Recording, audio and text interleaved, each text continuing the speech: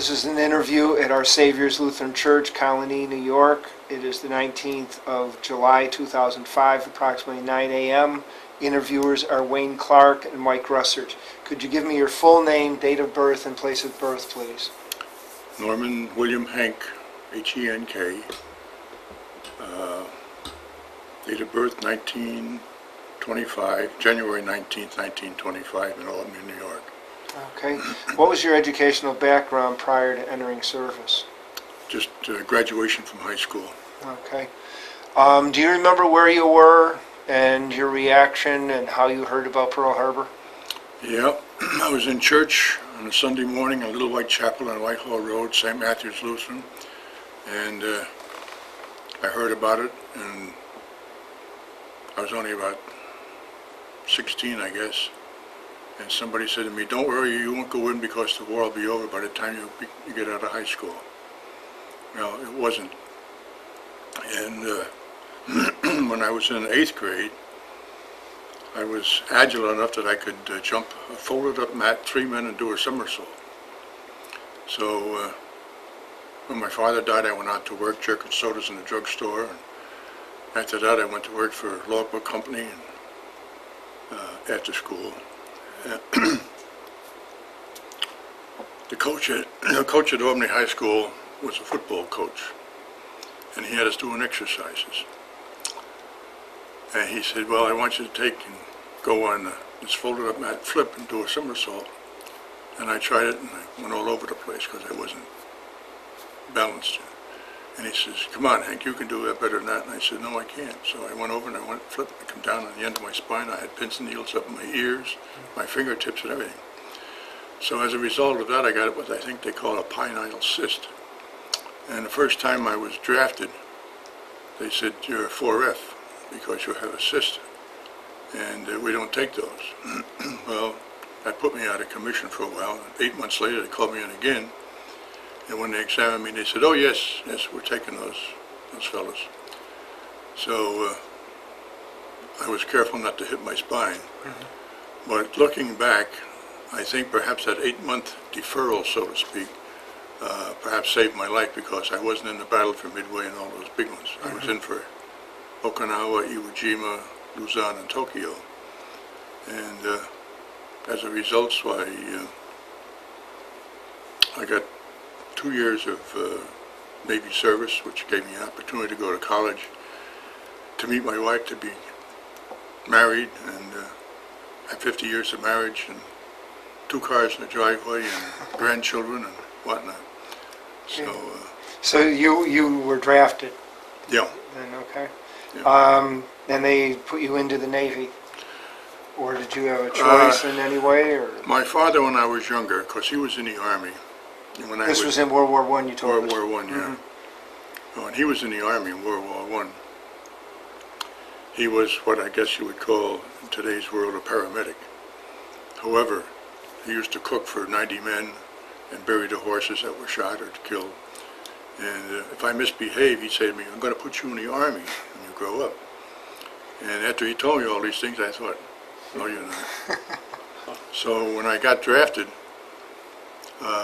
I walked up this platform, and there was an Army captain and a Navy captain, lieutenant, whatever, and they had this piece of paper, and the first one I walked up past was this Army fellow, and he grabs it, and he looks at it, and he said, "Got a good place for you in the Army, fellow." I said, "Sorry, sir," I said, "I prefer the Navy." With that, the Navy fellow grabs it, and he looks at it, and he says, "Oh." He said, "We don't have a place for you." I said, "What do you mean?" He said, "Well, you have down here radioman or yeoman." But he said, "How about radar?" I said, "What's radar?" "Yeah," he said, "it's something the English developed." He said, "We're still working on it." But he said, "You'll have to take a test." So I said, "Okay." So he says, "It's a physics test." Well, I wasn't too bad in physics. So I went upstairs. This is in the Army now on Washington Avenue. I went upstairs, and I saw a chief somebody or other at a card table. And he says, "Here's your test," he says. I start walking away. And he said, "Now, if you pass this test, you've got to go away in 3 days." So I turned around, I put the paper back down, and I said, "I can't go away in 3 days." I said, "I haven't got a father. My father's dead." And I said, "I have no brothers or sisters to settle affairs. I said, I need about 30 days to get. He says, write your name down there. So I wrote my name down. He texted, he says, you're going to radar school.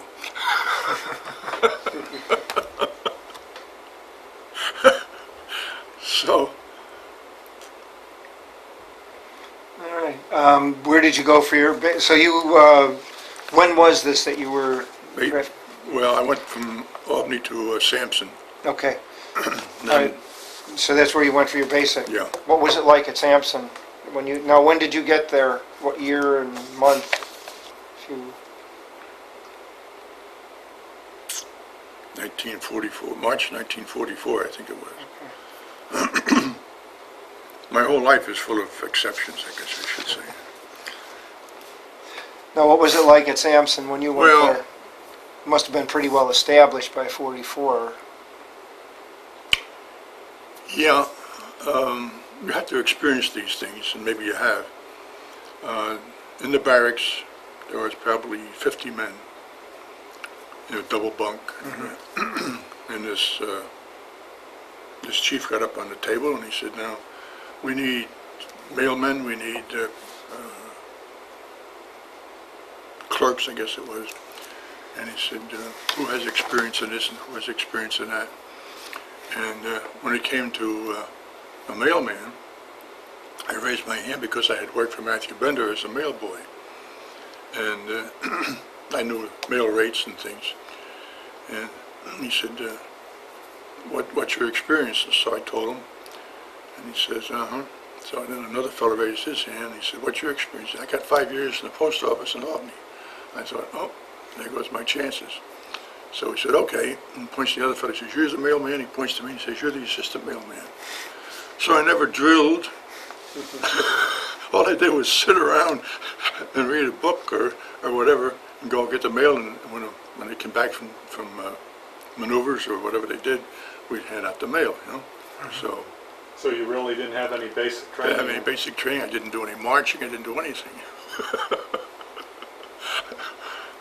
And where did you go from Sampson?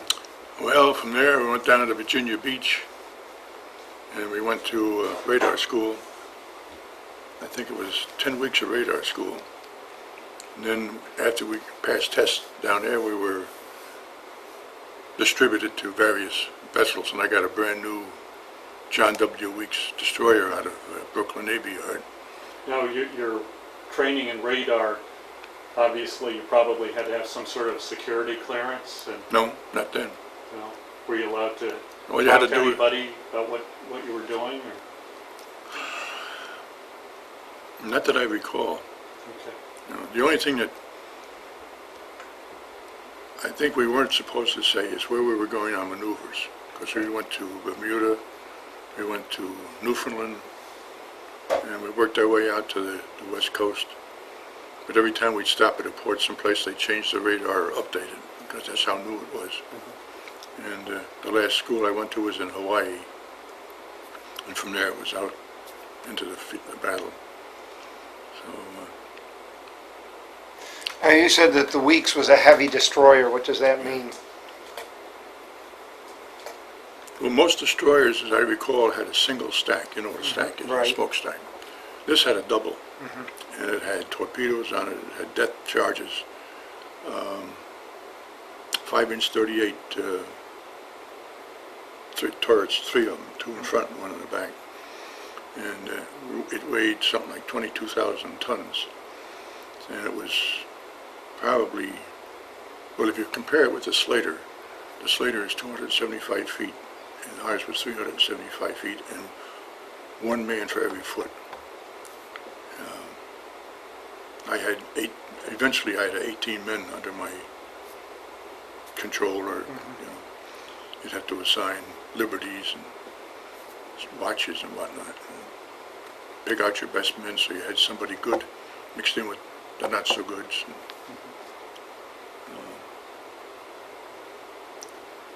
And then going on, I guess I should say I had 2 lieutenants. One was a junior. One was a teacher. I used to call him Mother Murphy because he'd always say, "Come on, fellas, now let's do this and let's do that." Another one was a production manager in Kalamazoo, Michigan for Johnson & Johnson. And what they did behind the scenes, I don't know, but they both came to me and they said, we would like to promote you so that you're eligible for officer school. And I looked at him and I said, me, an officer? Well, and I quote them, you have certain qualifications that we recognize. I said, like what? Well, we think you'd make a good officer. I said, no, not me. I said, the most I want is a chief. Well, we'll work with you to be chief then, if the war lasts long enough. Well, I made it to first, although I was second-class radar, I was eligible for first-class radar. Radar, man, if I had stayed on after the war and going from San Francisco down around the Panama Canal and come back up, I needed 30 more days service to get first class. But why, I don't know. All I can think of is when my father died, I was 15, and my mother said to me, Dad has cancer of the stomach, he's not going to get better. And they said he'd probably last maybe 2 or 3 months. So I went out on the back steps and I just sat there and I said, well, I guess it's up to me to take care of me, because I knew my mother wasn't up. She only had an 8th grade education. So I got a hold of my uncle, who was self-educated. He was a civil engineer, and I said to him, what do I do? He says, what's your likes and dislikes? And I said, well, I like accounting. So he said, well, if you're good in math, follow through. So I did. I followed through with going to Bentley School of Finance after I got out of school, and got a job with B.T. Babbitt, who used to make Babel. Became their cost estimator. I worked for Henk. He made me budget director of the factory budget. So I don't know, there's all these different opportunities that have presented themselves, you know. So there must be something in the genes, I guess, that Now, when you were on the weeks after you left Hawaii to, I guess, the combat zone area, could you describe your duties in the radar section? What you did and what your crew did? well, we used to call it the radar shack, or the Navy Shack, called it yeah. the radar shack. And there they had equipment, about the size of that file cabinet, maybe like 2 by 4 by 3 feet high or something like that. And one was a surface search and one was an air search. And we had plotting tables that were side by side. One would be a surface, one would be an air search. And you had 4 men plus me, or another equivalent. And we would search the area for planes and boats and whatnot, and identify whether they were friendly. And you would plot the airplane coming in was the surface search was square, but the air search was round. And you would plot the plane coming in. These little yellow spots you see, they call them blips. And you would plot the course they were taking and how fast they were coming in and so forth. Then you would alert the captain, and he would call general quarters or whatever. But other than that, why, that was a 4-hour on and 8 hours off, I guess it was. Other than that, you read, slept, ate. Now, you weren't given any other duties than just the radar, strictly radar. Yeah. Well, that's the breakup in the Navy. Right. Did you ever have any problems with the radar? Not out at sea. We had maintenance when we got into port, but nothing serious. The most serious thing we had was I guess they call them the water makers. They take the seawater and convert it into something that's drinkable, and those went down, and we were out at sea 85 days without water. sufficient water. So we had four boilers or something like that. And we had to shut 3 of them down. You had to go for 3 days without shaving or taking a bath or whatever, you know. And they asked about different things that happened. We were in one of the ports, I think it was in the Weetop. And we're all out on the fantail. It's raining like mad, and we're all out there taking a bath. And this launch goes by full of nurses, and we all wave back, you know.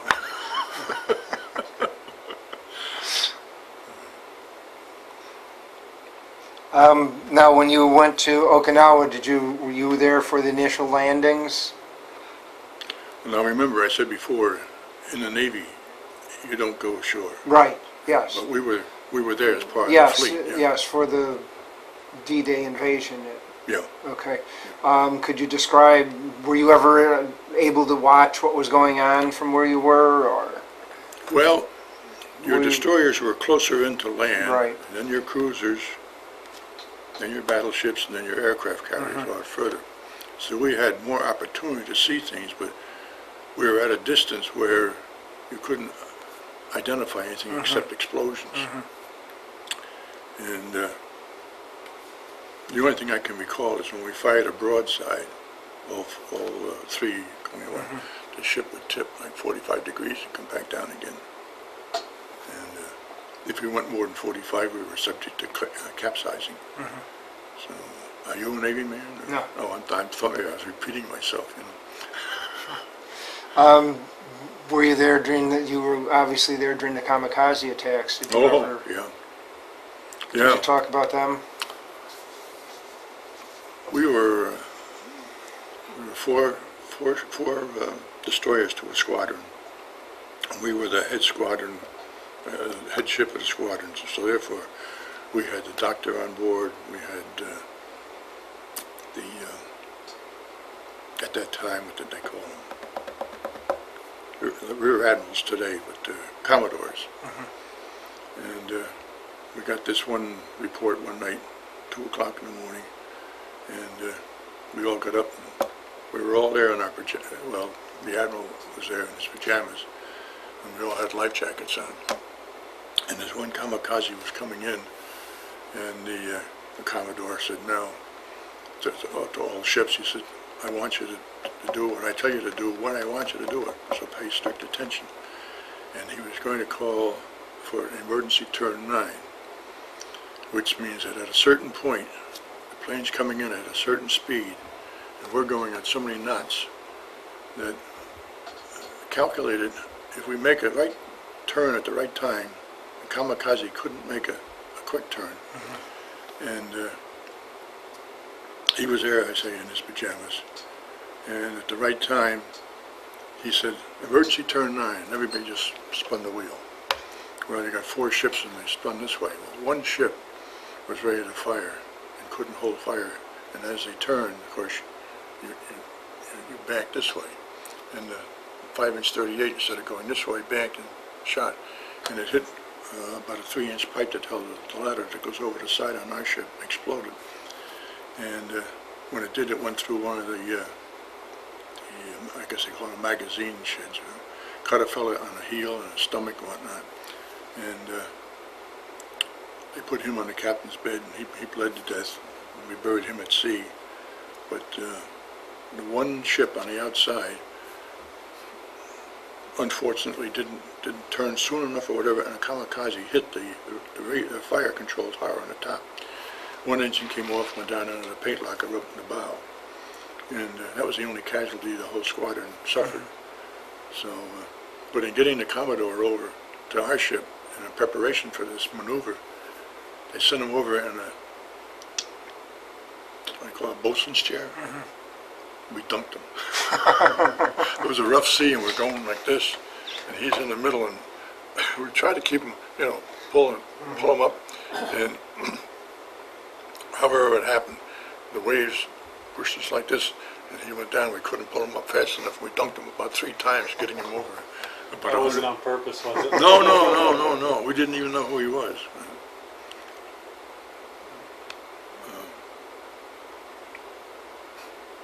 And I told you in the interview paper about the monkey. Yes, would you tell us about that? Well, we used to have liberty on all these islands out there in the Pacific. And I don't know who it was, but somebody came back with a monkey, supposedly as a mascot. And the captain heard about it. He says, throw him overboard. He says, we don't want any disease on board ship. And I don't know did they refer to the doctor or what, but somebody said, oh, why don't we keep him until we get to another island and we'll drop him off. Well, I walked into the radar shack one day and here's this monkey sitting on one of the plotting tables and he's like this. So I went over and I went to take the pencil away from him. And I thought, oh, he's going to bite. So one of the other fellows says, don't bother him. He says, he's chewed all the erasers off all of your pencils. And I said, okay. So we hit all the pencils. Well, I don't know where he went, but all of a sudden he was gone. Now, I assumed that they put him someplace until we could get to an island and drop him off rather than just throw him in the water. But it's very seldom you have a monkey on board a ship. Now, were you there for the typhoon In Korea? off of Okinawa? Okinawa. Yeah. And that was, well, it's just rough water, like a hurricane would be now. You know. We had more trouble going through the South Sea. It's above, it's between Japan and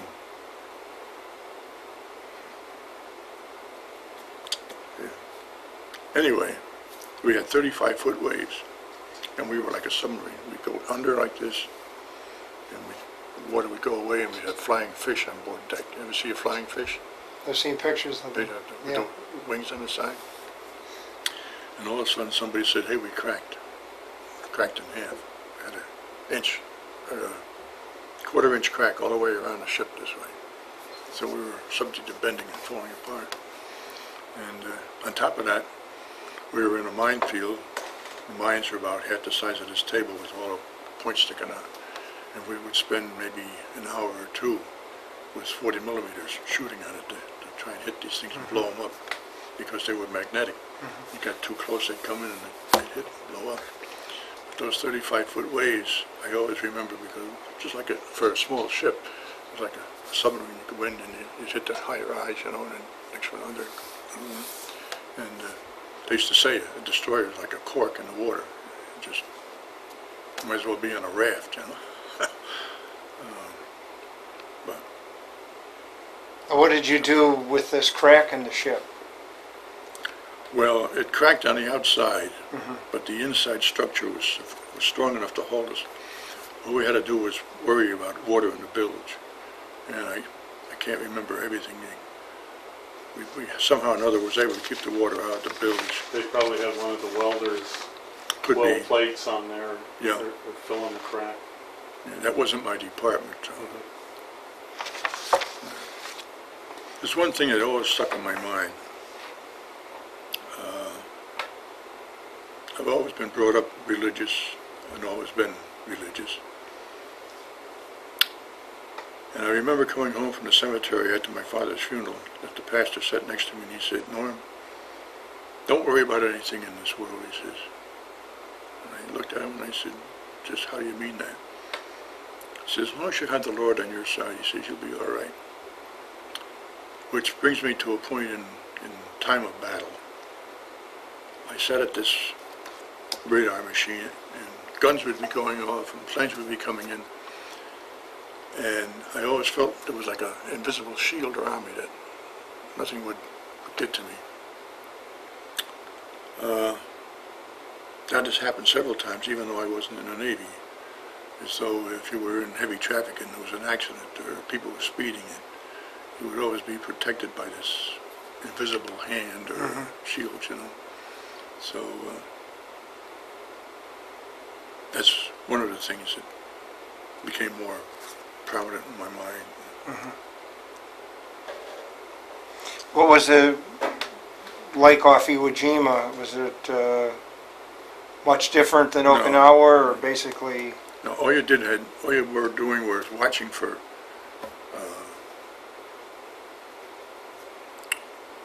surface ships and airplanes. And they had sonar in the compartment next to us looking for subs. So every battle I was in was the same thing. It was just watching, and if you weren't on watch, well, each one had a battle station, so I would be on watch, so I wouldn't see anything outside. But you could hear reports coming in, and in those days, from the center of the radar out to the edge, it was like 150 miles. And when this enemy plane got in, within 3 miles, it was less like fuzz in the middle. That was a 3-mile distance. Then it became visual. And I can remember one day, somebody in a radar shack said, Bridge says the plane is within the 3-mile limit. And first thing you know, everybody said, take cover. Well, we had a cabinet on the wall that held, believe it or not, dishes for coffee and whatnot. And there was 3 of us underneath, and it wasn't much bigger than, as I say, 3 feet by 2 feet deep, fastened to the bulkhead. And there was 3 of us in there after the plane went over, just hunkering down, so to speak, as little as we could get, just so that we didn't get hit. And how 3 of us got under there, I don't know. It was like the circus with all those clowns coming out of the car. But that's where we were. It was, just looked around, there's nobody there. We were all under something. But battle was the same all the time. It's just, you were just thankful that nothing happened after it was all over with. Other destroyers were torpedoed. They would hit them. There was one ship, I think it was a destroyer. All the crew, the damaged crew, was out on starboard side, which is the left side. And they saw this torpedo coming. So they all ran to the other side, port side. The torpedo went through the middle of the ship and out the other side and exploded and killed them all on the right-hand side. So from day to day, you get up in the morning and you said, will I be here tonight or not? And that kind of makes you more aware of the shortness of life, or how did somebody put it, the fabric of life is easily damaged or torn. I see people today in television from Iraq, one leg, one arm, no legs. And I think of my father, never in battle, but they think he got gassed in the trenches over in France, and that's what gave him the cancer. So here they are over there fighting, and they're coming back, but 20 years, 25 years. What have they got to live with? And for myself, I used to think I was doing myself a favor. I'd get out on the deck and lay there in the sun, and I was a brown boy. Well, 40 years later, I went to a skin doctor, and he says to me, were you ever sunburned? I said, not that I know of. Well, he says, you must have been out in the sun for quite a bit. I said, well, in the Navy I was dark. And he said, I go out to the beaches, and he says, I see these people laying around in the sun. He says, and you can't tell them anything, but 40, 50 years later, he says, they end up with skin cancer. So, who knows what life has in store for you. Now you said you went to Tokyo. Was this at the end of the war? Oh yeah. It was after the war was over. Okay, now do you remember where you were and your reaction when you heard about the atomic bombs? I think we were on patrol duty north of Tokyo, and we heard about it. We said, oh good, no more war. And then the news came on, and they said, don't get too confident, because there's a lot of the Japanese that have not heard that the war is over with. So we had to be on guard all the time. But I did get a chance, I think it was like 6 months later, to go into Hiroshima. And the devastation there, You take a building like the state office building. Now the bomb exploded, they tell me 2 miles high, but the force coming down, and a building like the state office building was tilted this way, and no concrete on it, just the steel work.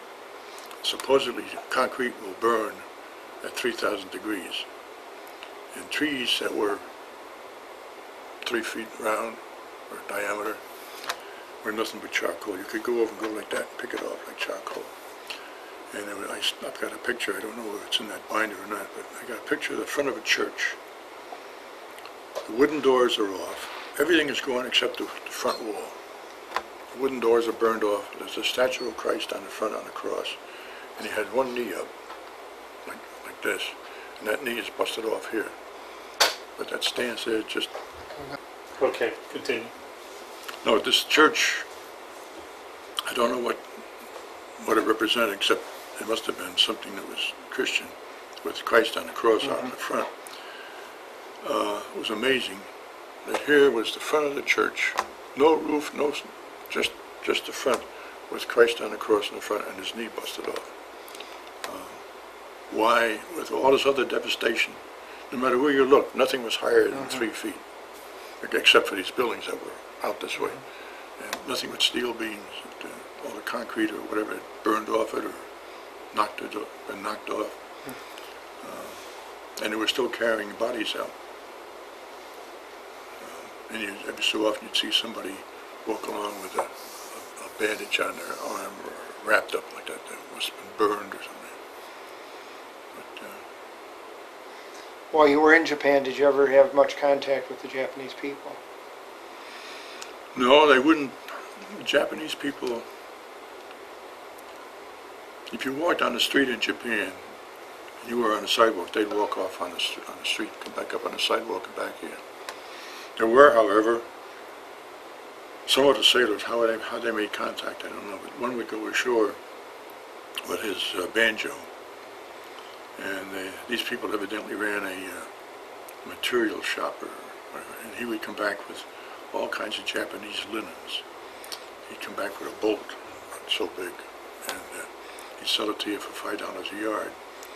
Well, I bought 5 yards of some kind of linen and sent it home. My mother, she made a tablecloth out of it. Another fellow bought something and sent it home to his wife, and she made a bedspread out of it. So it wasn't a total enemy relationship, you know. And yet if you walked down the sidewalk, they'd walk out into the street. Now, do you recall hearing about the death of President Roosevelt and your reaction to that?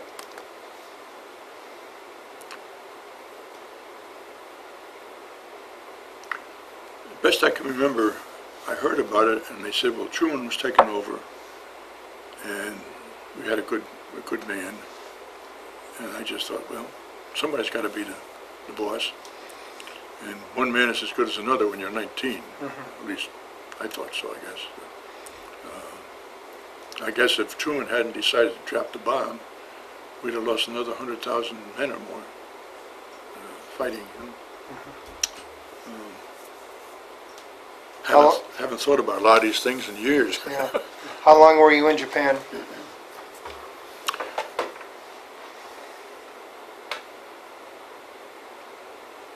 Well, I would say I wasn't actually in Japan. We were on board ship. Okay, yeah, so off Japan would have...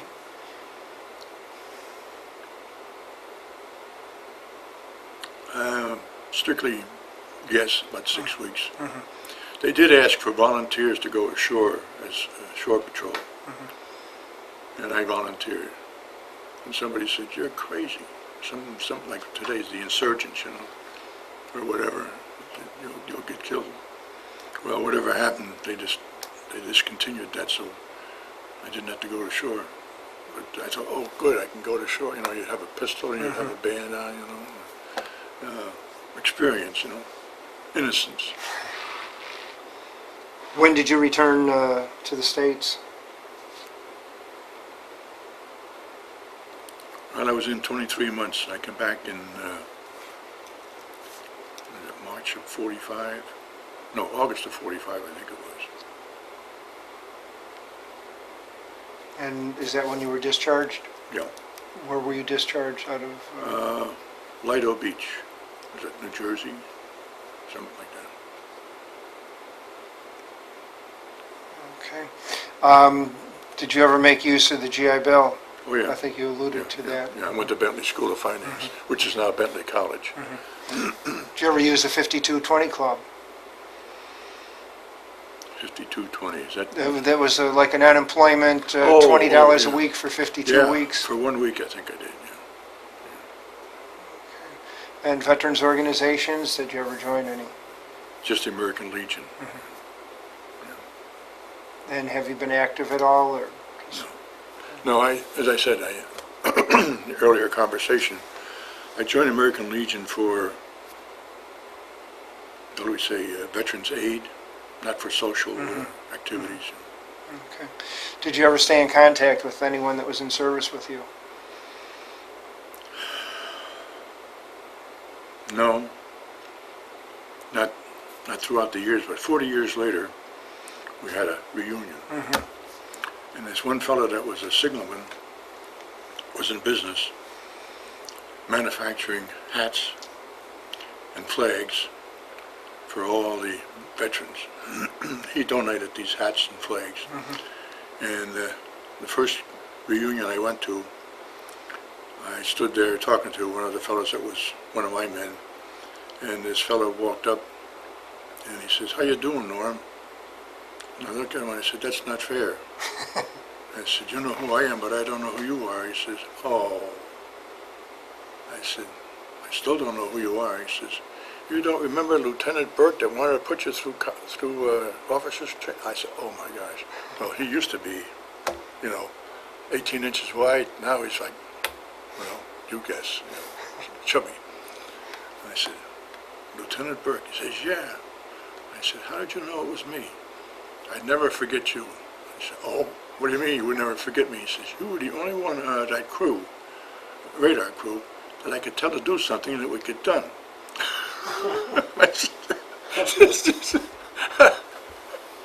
Well, the crew I had, most of them were from Brooklyn. These, those, and them's guys, And they didn't care whether most of them were satisfied with a piece of metal, probably an alloy, a non-rusting alloy. They would bend it and they would polish it with emery paper or whatever, try to make a bracelet or something like that. Never had any desire to study, to promote themselves. They were good at radar, but not at self-improvement.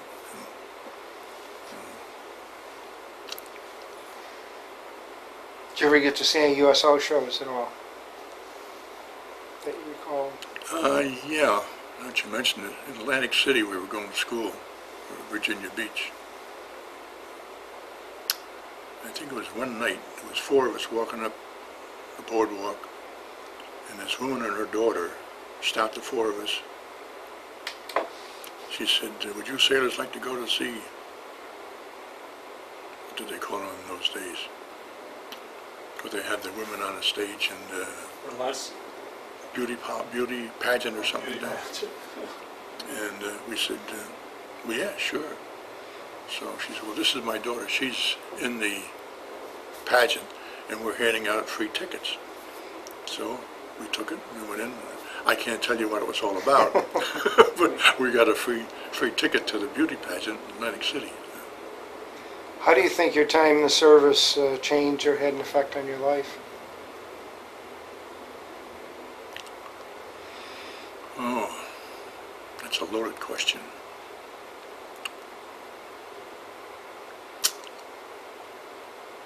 I think perhaps I should say, or my thought pattern would be, it emphasized the shortness of life, that time runs out eventually, and if you're going to contribute anything to life, time is precious, so you just don't waste it. You use it to the best of your ability. Not all of us are college students, but a lot of us can do more than college students can do because of different abilities. You have good masons, good carpenters, so forth. Over the years, I've met people who are engineers and so forth, don't know how to drive a nail on a wall. You know, and my youngest boy, when he was in school, one of the teachers said to him, "Now, Stephen, you're going for whatever it was he was going for. He's a computer tech now." But they said, "You should study what your goals is, but also make yourself available, become familiar with masonry, carpentry work, and so forth, so that you can support yourself in the event you can't find a job in what you're looking for as a stopgap." And I think perhaps the fact that I was 15, the only child, left on my own, I was forced to make my own way. And the Navy helped me to identify that way to go and inspire me, so to speak. I don't think I would have gone to college had I not gone into the Navy because I couldn't afford it. But I went to Bentley, and there, all you had at that time, all you had to do was worry about accounting, business law, and business English. And you graduated with 142, 144 credits in accounting. And a lot of those people that graduated became CEOs and whatnot. One fellow I know became a lawyer and a CPA. So I guess the word taught me to persevere. If you hold this picture up just under your chin, and Wayne can focus on that. When and where was that taken? In Albany, New York, in the backyard of my buddy's. His brother was a photographer. About when do you, I know it has a date on the back, but if you want to cheat. 1945. Okay. So when you came back, that was... Yeah. Yeah. If you were to see a picture of me in boot camp, I look like little Miss So-and-so, you know. But this one is after I've taken care of 18 men and fought verbal battles. And so, and you can tell by the look on my face that there was no fooling around. Okay, well, thank you very much for your interview. Well,